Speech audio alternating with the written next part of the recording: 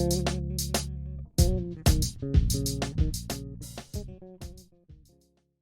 up, though, and welcome to the Bass for the Culture podcast. I am your host, Janine Wilson, and welcome to the show.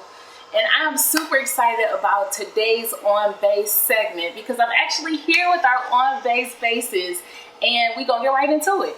He is a Detroit native, 313 What Up, though, Absolutely. And he is cold. This is a bass player that you definitely need to know. So I am going to present to some, introduce to others, Mr. Craig Shepard on bass. What up, though? What up, all? How is all?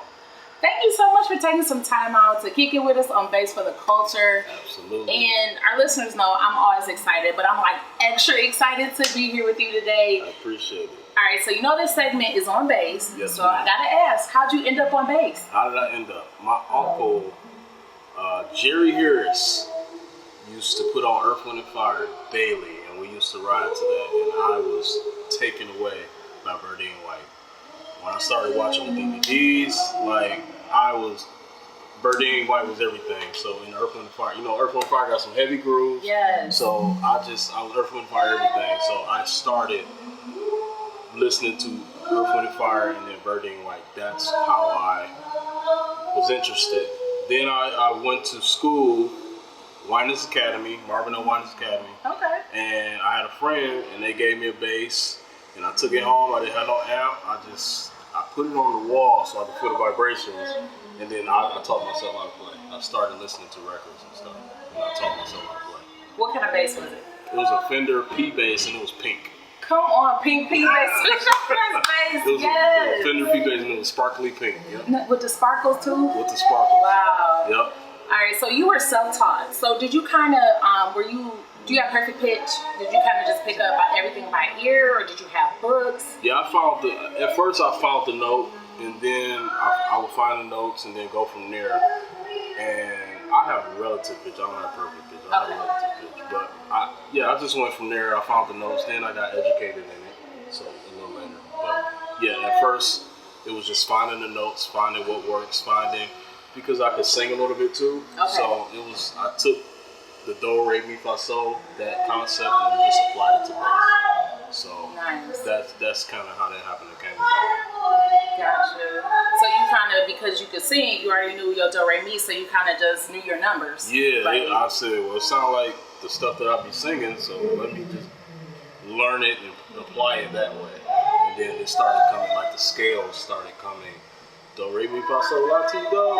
It started coming there, and then later I learned the minors and the majors and stuff like that, the education behind it. But at first it was I think the first song I learned was the Jackson 5, I Want You Back. Come on. And yeah, that was the first song I learned because I knew it was A flat. So yeah, that was the first song I learned, and every note I picked out.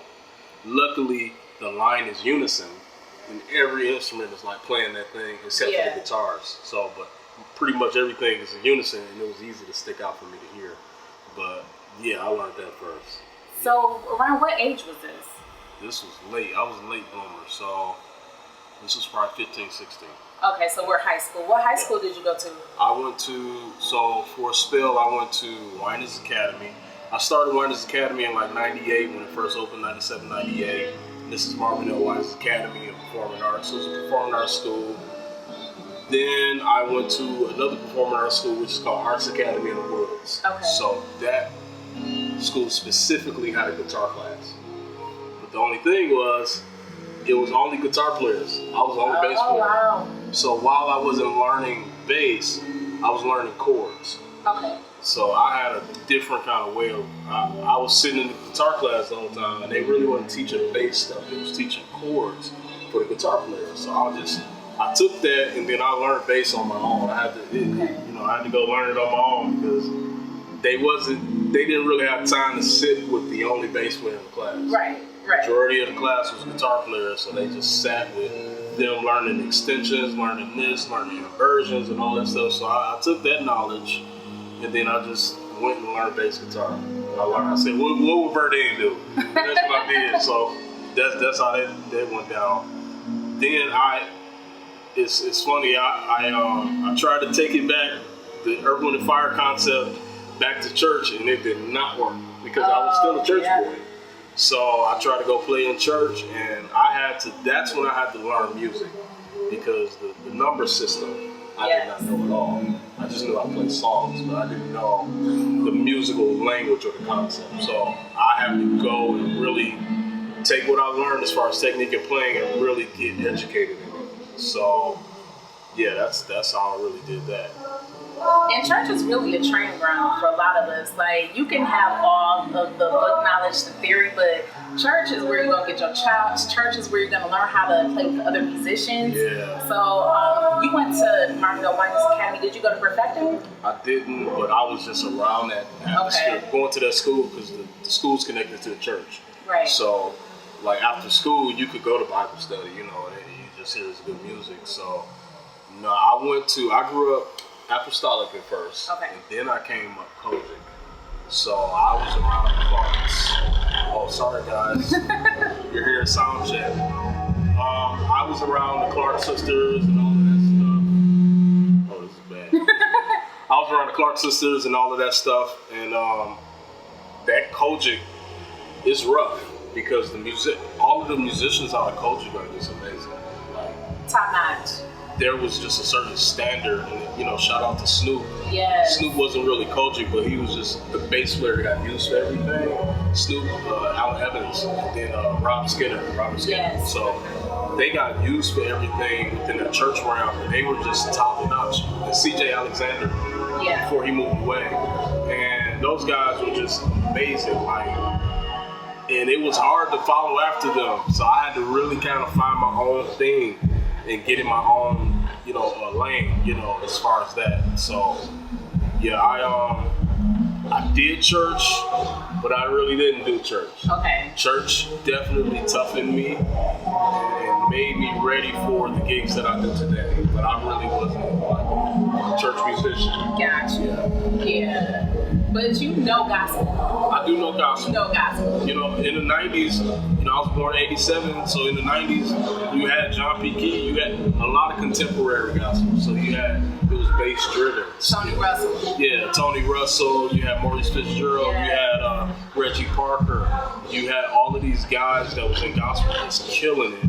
So it was in me, but it was just groove. It wasn't really it wasn't gospel to me. It was just like, it's a groove. Yes. So then they start putting titles on it, but it was just a groove to me. Like, what's that song Reggie do? How Much You Can Bear? That was just a groove to me. But Hezekiah. Yeah, Hezekiah Walker, How Much You Can Bear, and it's like that was only a groove. Like the gospel part was with the choir came. Right. You strip the choir, it's a live groove. So, straight groove. That was so. I do gospel, but I really stick in other lanes. Country, pop, R&B, and funk. So out of those genres, what's your favorite to play? Probably funk, because I'm a Detroiter. Absolutely. And I just have that in me, but yeah, probably funk R&B. Okay. Yeah. And when you were talking about studying guitar, you actually have an advantage because you were learning melodies. And so it was probably easy for you to apply what you learned with the guitar chord and translate that to bass. Absolutely.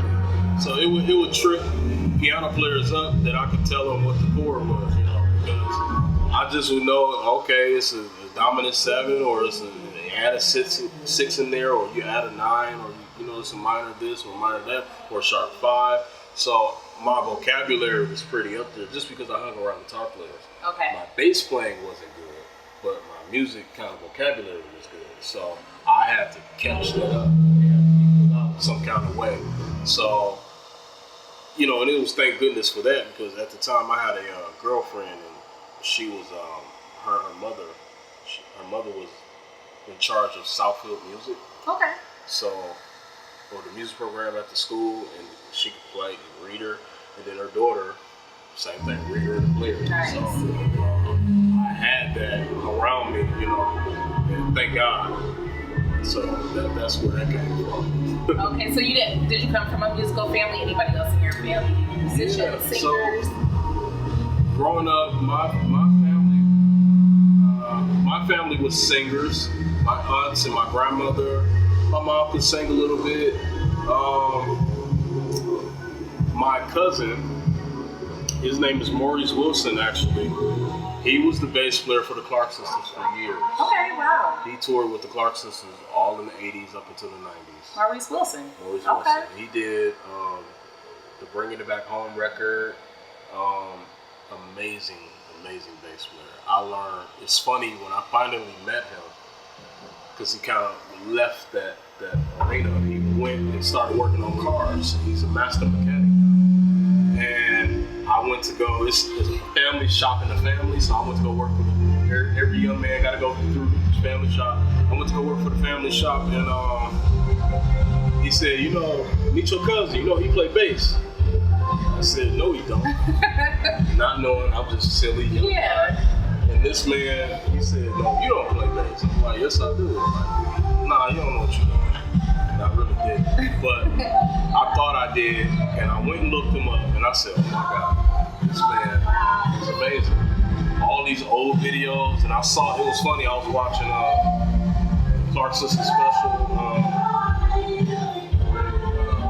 Unsung. Okay. And his pictures was like flashing through there because he was backing up. And I was like, wow, this is my cousin. So in my heart, he's royalty to me because he's like the only one. And I kind of took over, not knowing that he was my cousin. I took over. He's like cousin. Keep the legacy going. Yeah. Right? He's just an older cousin that I never had to really run into. Okay. Until that time. Yeah. So, yeah, and there's a couple other people that play drums, but that's about it as far as like anything a lot, Gotcha. I'm kind of the only one that's really still going and still taking it serious. Nice. Is bass your only instrument? I can play at some other things. Okay. I can mess around. I play trombone still a little bit. Nice. Yeah. But other than that, bass is the main instrument. And then production-wise, I play other instruments. Yeah. Yeah, bass is the main seller. Nice. Okay, so you guys can hear the music in the background. There's a sound check going on right now because Craig is the MD for Baby Rose, and she is playing here in Detroit tonight. And so I have to ask, what did this role look like to you? Because we got history. So let me just tell the story real quick. So I was the music director for El Renee. She's a dope vocalist from Detroit. And how old were you? You were just a kid at that time. I was probably, I was fresh out of high school. I thought so. Okay. Yeah, so I was her music director, and she was holding auditions for her band. She was just forming her band. Okay. And our listeners know I play bass, my husband plays bass. But at that time, my husband had auditioned for the band too. I was the MD. Craig came to audition, and he was just a fresh kid out of high school, and he's still getting his chops together. He came and he auditioned, and he was so good, y'all. And I felt so bad. No, you at that time for you to be your age, I thought you were good, and I just felt bad because I'm like, well, he got the gig. And it's because I was crushing on him at that time. I ended up marrying him, y'all know. So, but oh, that wasn't your husband yet? no, it was not my husband yet. We had just started dating. Yeah, that was that long ago. And so to see where you are now, because I kind of saw you in the beginning phases of you playing bass to where you are now, it's incredible. What did that journey look like for you? Yeah, that's when I first, so that had to have been about 2008, maybe 2007, something like that. Yes, yeah. Somewhere in there, so. Actually, it was a little bit earlier because my daughter was a baby, and she's 22. So this was like early 2000s. Wow. Yeah. I was still in high school when I came to grad. Okay, I know you were still a kid a little bit. I was still in high school. Okay, I remember it because I had a red Ibanez. Yes, yes, I remember your red bass. Yes. Yeah, that was, I had to. It didn't come easy for me. I had to stick at it. I really did because there was a lot of discouraging moments in my career. You heard a bunch of no's. Everybody hear a bunch of no's before they hear one yes. So I just had to, those no's could have tore me up, but I had to really stick at it and keep going, like find, because every person that looks and act like a mentor is not a mentor. So you have to find a mentor that works for you in whatever situation that works for you. Mentors may not come in a musician form. They may come in just a counselor or just another guy just speaking good stuff into you, or another woman just speaking good stuff into you. So I was looking for musicians, and I don't think it was in the musicians. It was just in meeting someone, and they just pouring into me in great words, like, yeah, keep going, yeah, you're doing good, stuff like that. So yeah, it was a journey for me, and I thank God I stuck at it, because here I am now, doing my thing, trying to make it happen. Baby Rose, I moved to Atlanta, and I met her at a writing camp. Oh, wow. Dreamville. J. Cole and and they ended up, we did some stuff in there, and they ended up asking me later.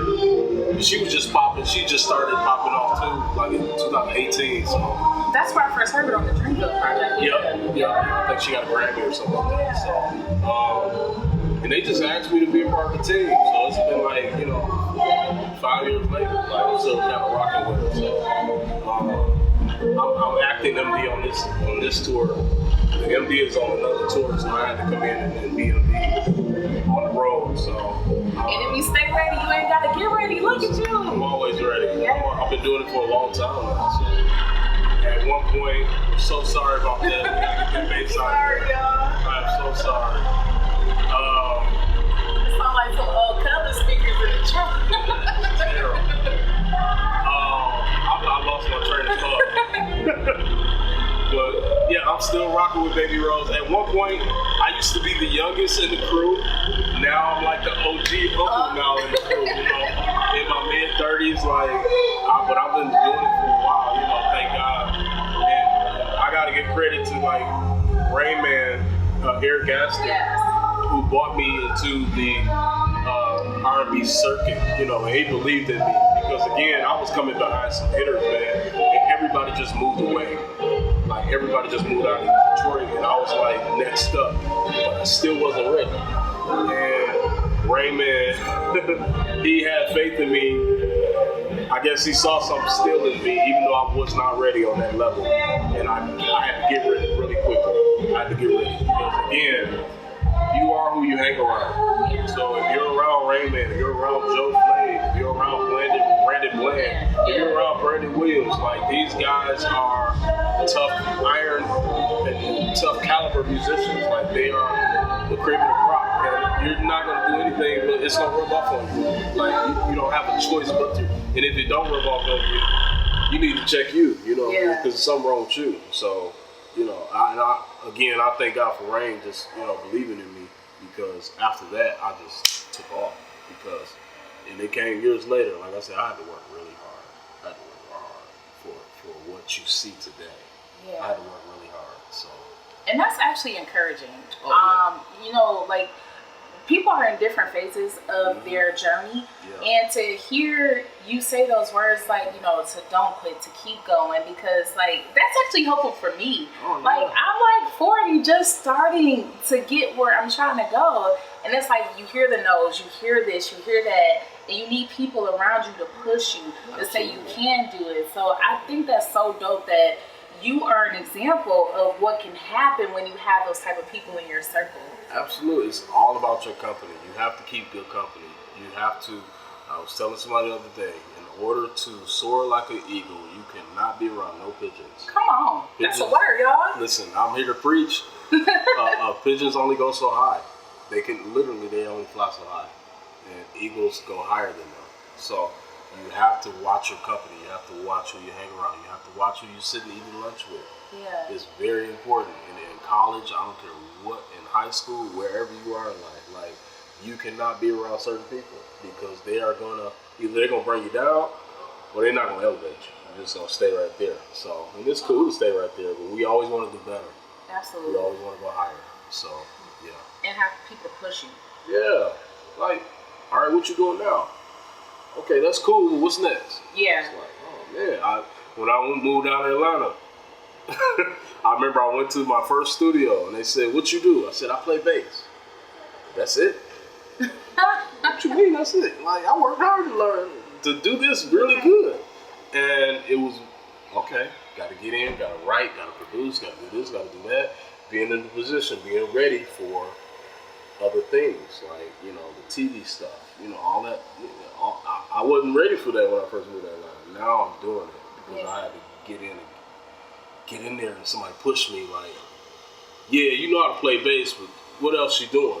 So it's not enough just to play bass. Like you gotta. No, you have to be a 360 musician to make it in the business. Like you got to do more than one thing. Okay, you play bass, you work, you got your 10,000 hours in. Okay, put 10,000 hours into something else. Production. Okay, put 10,000 hours into writing. Learn management. Go learn management just in case, you know, manager gets sick and then I gotta take, okay, we're doing this, we calling the venue, we setting up interviews, we're doing this and we're doing that. You gotta learn how to do all of that stuff to make money in today's industry. The industry is very different today. Yeah. The Nathan Eastes and all those guys are really wealthy because of the time that they came up in, and they just living off of it now. They cool. Abe Laboriel, he got so many hits on the radio that his royalty checks and all that stuff be looking amazing. You know, Freddie Washington, all those guys. Yeah. You know, so we have to figure out different ways to make money today. And again, too, let me say this: there's nothing wrong with getting a job. You have to have steady income. There's nothing wrong with it. There was a time, especially when they was telling me, like, no, it's either music or nothing. If it's music, if the only thing you're doing is music, then you're not a whole person. That's good. You have to have other things going on in life. Because you gotta have a story, you gotta have something to come back to the music. If I'm sitting there with my bass all day, I haven't learned anything. But if I go out, put my bass down, go to the real world, go for a walk, go for some coffee, go handle some business, go work on my house, I got something to bring back to my instrument. That's solid advice. Yeah. Because sometimes people will try to box you in and say that you can only be one thing.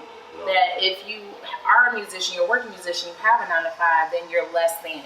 No. So that is sound advice. That's a word. Music don't go nowhere when you go on to do other stuff. Like, you know, I gotta go to sleep because I took a nap. I'm not a musician no more. Right. You know, so yeah, you gotta make sure that we got that. You know, we got that foundation. That's a great foundation to have because you get so discouraged, you'll be chasing that thing, and you missing everything else. You're missing all these other opportunities. So. Random question. What's your favorite key to play in, if you have one? Key to play in? Like, if you pick up your bass, like, when I pick up my bass, it's natural for me my fingers automatically go to F major. I don't know why. It's like the comfort zone for me on my B string. But it's like, do you have a go-to? As soon as you pick your bass up, you automatically feel like home. Probably C. C major? Yeah, C to run, warm up. Okay. Probably writing wise, probably the key of D or probably E flat, D, something like that. Where the keys. Yeah, that's like a home. And then if I have to change the key, I'll change it, but I'll write there and then I'll change it later. Yeah. Yeah, that's probably like C. My hands just laying right there, especially like if it's like a 5 string. Yeah. C is the lowest, and then probably C. I'll run a C major scale all day, you know. I mean, because come on, it's C. Yeah. I'll run that scale right there. So yeah. How many basses do you have? 1, 2, 3, 4. I'm about to go pick one up. 5. 5. Yeah. Okay. 5. 4 or 5 string. What's your preference? 4. 4. Yeah. Okay. 4 string for sure. It's natural to me. You don't have to worry about that B string. We try to do certain things. It's, you know, more real estate with that B string. And B string, I only learned that because of church. Exactly. You need your B for church. Detroit, you gotta have that B string. And some R&B, you know, Floods. You know, some people are visual. Mm-hmm. Like, you could be playing and not hit the B string all night, but they gotta see it, and if they don't see it, you ain't killing. You ain't doing nothing. Yeah. Right. But, you need at least 5 to 7. Yeah, right? You know. Think you're doing something. It's like I kind of stand with the Reggie Parker and Marcus Miller model, that 4-string is enough. Yeah. You just gotta play it right, and then you're not missing anything. So yeah. Because I'm gospel, I gotta have my B though. I do enjoy my 4. I love it. Like I love my 4 strings. I gotta have my B, my low B flat, I tune flat. Okay. But, so what's your setup for tour? Are you playing your Fender tonight? I have my glasses on, but it sounded like Fender. This is a Marco. Oh, okay. Yep, it's a Marco. It looked like a Fender body with no glasses on. Like I couldn't see, but it looked like it had a Fender body. No, it does. It got the jazz. It's standard jazz body. Everybody bites from. Yeah. Fender is the OG, so that is just the headstock is a little different. Okay. It's a Marco bass. I love it. It's 5-string. They kind of getting around like the industry now. Like it's a lot of It's a couple of cats that that guy. What's his name? Matt. I think his name Matt. Ramsey. Yeah. For Kurt, he played for Kurt Funka. Bro, killing. Yes. Yeah. So he's on the Marco bass. Yeah.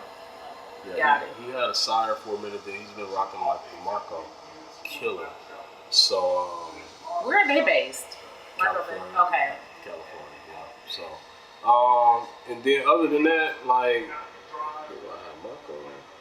2 Fender, and then I got built bass like an SX that I put together. Gotcha. And then P bass, because like really with her music, Baby Rose, I like to play P bass, but especially in the studio. But live, I need that like extra bite, the extra, so I can make sure I'm getting it. Yeah. Because you never know what situation gonna be in live. Yeah. So, But soundcheck, you were sounding good. Like I appreciate it. We trying to get it together. We got in late today, so we trying to make it happen. But we gonna sound good for the show. I promise you.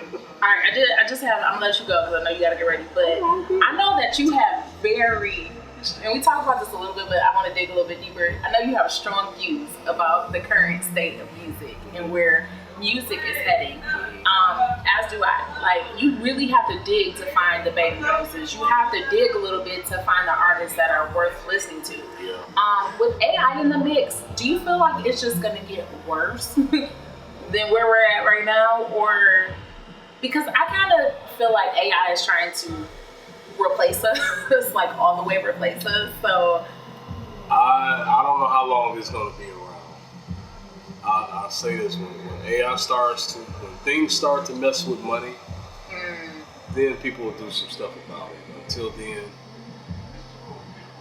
I just think we're in a technology age, and people are going to try everything. They're going to try everything and see what works and what doesn't. I think it's going to be problematic a little bit, but when it starts messing with money, that's when people start to hey, what y'all doing? It's messing with my pockets now. So until the trickle-down effects happen, it'll be around, but I don't think it'll be around. Me personally, it can't. It's stepping on too much. Billion musicians on social media. Yeah. Do you feel like music is going to get back to a place where we're making good music again? Because there's so much exposure to musicians and singers and songwriters, and they're doing their own independent things. Yeah, I feel like instruments are becoming cool again. Yes. I think what really sparked it was Snarky Puppy. So around 2006, 2008, somewhere in there, Snarky Puppy really came through kicking. Yeah. Like, they was like, to the young ear, they was like, whoa, what they doing? And you look on, you see they got instruments in there. Everybody playing something. So I think they kind of sparked it, and everybody is picking up an instrument now. Like back in our parents' day or grandparents' day, everybody had a band, everybody had an instrument. Yes. It was just a part of it. I was like, and especially here in Detroit. Like you can walk in somebody's house and you can see an upright piano or something like that. That's nowhere now. Yeah. But I think music is coming back around. It's everything is gonna do a 360 turn around, come back around. And social media is gonna be the big pusher now. Breaking the artist is not really the radio's job anymore. It's really social media and passing the word. So that's the great thing about the industry now. Now the money is missing. Yeah, streaming and all that. There is some money to be made. But like I said, the money that was made back in the day, we were never gonna see that. So that's why we got to do other things to also add to that pot. But because they could tour back then and just do touring, It was just in writing and all that stuff. It was just a different industry.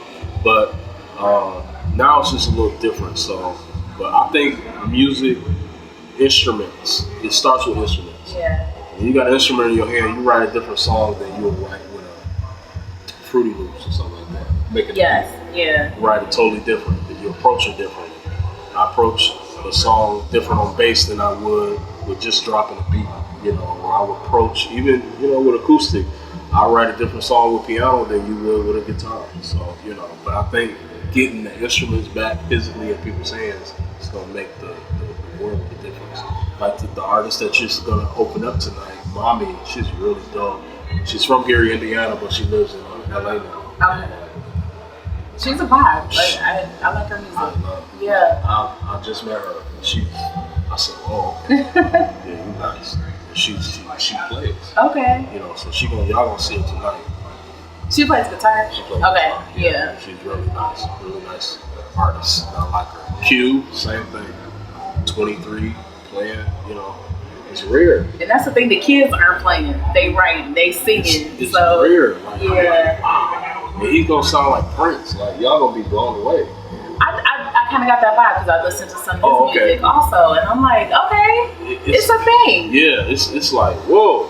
So yeah, I think for my son, hopefully the music, it's instruments in the house, so he'll grab something. Yeah. But as far as like everybody else, because that was like an outlet, that was an outlet for people to grab their kids to grab an instrument and they just be hooked, For a while, it was not that. It was like, I'm a spit. And there's nothing wrong with hip hop, but right. I think we need some people grabbing an instrument that's gonna do hip hop too. So I think the last verse was like Divinity. Yeah. On bass. On bass, so yeah. I don't see that no more, but it's coming back around. Hopefully it's coming back around. I saw the Urban Orchestra here in Detroit, and they're like really pushing that. So hopefully it's coming back. We need a roots. We need, just hip hop bands. Yeah, we need bands now. Yeah. We need that.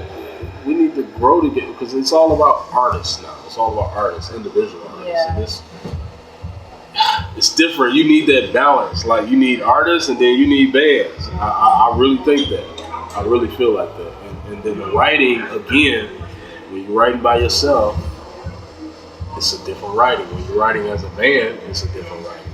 You get just a different thing birthed out of that. So I think it needs to be, and it's gonna be. I won't say it needs, but it's gonna be. It's just gonna take some time. It's gonna take some time. It gotta get popular again. But like with technology, they only need to see a band, and a lot of more bands are getting on social media and just recording themselves and coming up with these grooves. So it's cool for the musicians, but we need the people that are not musicians to say, "Ooh, I like that." Yeah. Because of course we gonna be like, "Ooh, right, yeah, back, killing," But we need the kids that is not interested in music right now to get interested in music and look at it, So but it'll turn around. It'll turn around. We just gotta make good music right now. That's it. Yeah, and it's out there. Like you doing it. It's out there, especially now. Like more and more, you will creep up on like a artist on Spotify. Yeah. And you're like, hey, what's this? Like, it's out there, but it ain't mainstream. Right. Then you gotta go find it. Yeah. People are making music in their bedrooms now. So, And I know, like, I saw you post something that I totally agree on. We need to bring back liner notes. I would shout it from the mountaintop because I want to know who wrote the song, who played on it. Like, it's so hard to find that information. And artists are not tagging their band. They're not tagging their songwriters. I'm like, we have to, like, bring that back, y'all. Bring it back. Yeah, you got to give credit to where credit is due. People still want to know who did what and who is this person. Like, is this somebody I want to get to know? Because back in the day, I know they buy albums off of who played on it. Yes, absolutely. It just wasn't about the artist. It was about, like, okay, who played on this? Okay, who did this? Who did that? And if they lined up, you have 10 of the same artists with Chuck Rainey on the record. Yes. Or Nathan East or Lee Sklar. You know, you have these people, and Greg Fillinganes. You know, Nate Watts. People thought he just played with Stevie Wonder, but he was a session musician as well. Louis Johnson. You know, you have these names that you see on all of these. Yeah, you got to bring liner notes back. If they would go so far as to put like the hairdresser too. You know, they makeup artists, everybody. Yeah, they just do it with photographer who did, you know. So I think it's very important to have, you know, people need their credit, because your credit takes you to your next thing. It takes you to your next gig. And they come with the excuse like, oh, there's no way to put liner. No, you're just lazy. Yeah. Because DistroKid, TuneCore, all of these internet sites that have you upload your music is now making a way for you to put your liner notes. Yeah. You can add your liner notes on so it can be digital. Like, do it, because it's very important to keep the people that your producers, your songwriters, your engineers. That's their next job. And it's very important that you put that information in there. So, I'm sorry, guys. Somebody's knocking at the door. It's very important that you put that information in there. Are they in? Is it locked? You want me to go? Yeah, you go. Okay. You keep rolling. Keep rolling. It's very important that you put that information in there.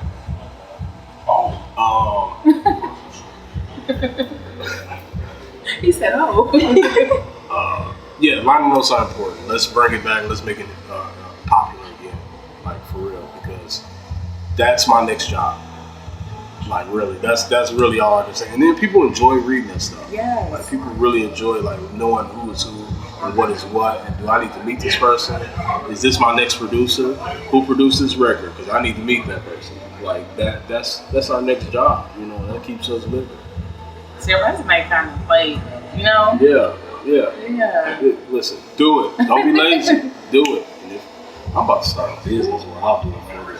Man, come on. I think I want to do that. That's dope, yes. Send it all to me, who did what, and I'll type it in. Don't worry about it. I got you. And get everything uploaded where it needs to go. I got you. Come on, Craig. Yeah, I think I'm going to do that. I'm working with it. This is very important. I hate, like, I don't like a record where I can't see what played on what. Yeah. Who played on, like, that's annoying to me.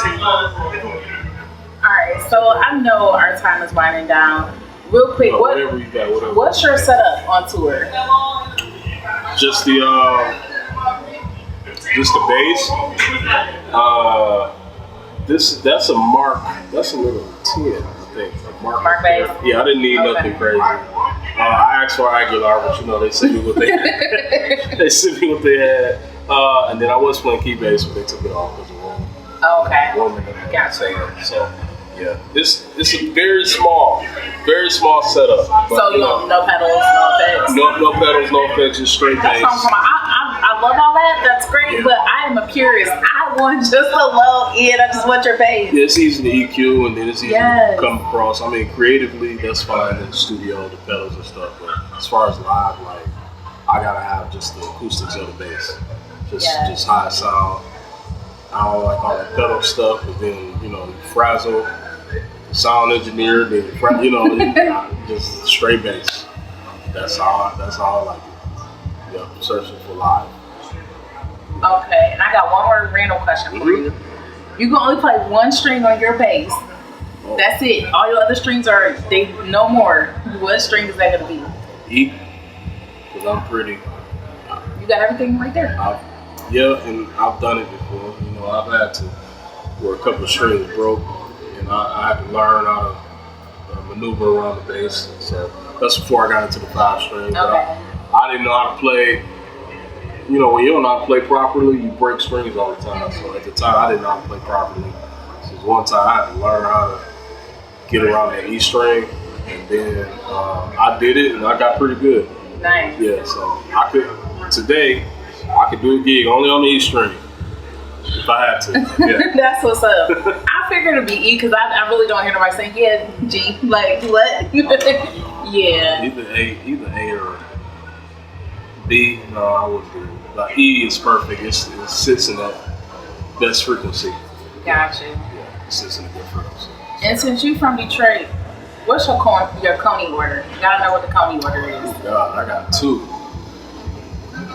Well, high school, it probably was some chili cheese fries. I didn't like sliced cheese. I like squeezed cheese. So as I got older, it was some wings and fries, and then now it's a corned beef sandwich. Okay, that all classic. Yeah, it's a corned beef sandwich now.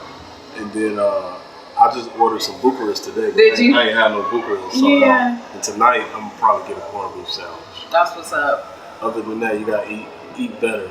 But I don't come home a lot, so I don't get these things a lot. Yeah. I might get some wings, actually. But Sweetwater, right across the street. oh yeah, that's right. Yep. That's right. Yeah. See, I'm planning something. Yeah. So you try to eat healthy on the road because you just said, we gotta eat better, but you at home. Yeah, I'm like 60 pounds down since January. Yeah, I peeped. Come on. Yeah, I had to do. I'm getting older, so I'm like, yeah, let me do this right. And you gotta keep up with your son. Yeah. They got a lot of energy. And yeah, I try to, nowadays I eat fruit in the morning, so it'll hold me over until I get to sound check or something later. Then I, can eat. So I'm calorie counting. Yeah, y'all ain't gotta be crazy like me, but that's for me, so I can get results. 'Cause I really want to get out here and do my thing. So. And health is wealth. If you don't have health, you don't have nothing else. Yeah, you don't have no health, you can't play no strings. Come on. What you doing? Your head gonna lock up, Cramping, yeah. All the early stages of arthritis. Carpal tunnel, yeah. It starts with cooking. Yeah, so I'm learning that now. It's never too late. So, but I'm getting it together. Nice. Absolutely. Well, I'm so thankful that you sat down with me today. And I know, I could talk to you for hours. You are just such a wealth of knowledge. You have so much experience. And thank you for being willing to even share this information and your knowledge with others. You can do a master class or something. Because you have a lot of wisdom. I do. Yeah. I work hard for this wisdom too. I promise you I'm not conceited. But I work hard to gain the wisdom. And then it wasn't working hard. It was just being around people. Like I said, he know this. He teaching it to me. I know this. I got that, and I can take it with me. That's what I know. And being from here, you were fortunate, we all are, to just be around amazing musicians that are willing to pour that into you. Not everybody wants to see you succeed, but the ones that you mentioned for sure are musicians that want to see you. Because even Brandon always pushes me what we doing? What you doing next? To have people around you that are just of that caliber is super dope. And you're doing that. You're pouring into other people what people poured into you, and that's super dope. Yeah, and sometimes pouring into people is telling them things that they don't want to hear. Exactly. And sometimes it's me getting the information, is being quiet and just listening. So pouring into people comes in many different forms, but you got to be able to know which one you at. Do I need to be quiet right now and just sit back and listen? Okay, I gained that knowledge. That's something I didn't know. But I was quiet and I didn't interrupt him when he was teaching to tell me, And then, others is people telling you stuff that you don't want to hear, but it's true, and you got to take it and you got to swallow it and keep it moving, keep it going. Yeah. And become a better person. A better person and a better musician. Go hand in hand. Yeah. All right. Well, that's good. Talk about the El Renee interview. Man, yeah, and I just love it to see how you started to where you are now.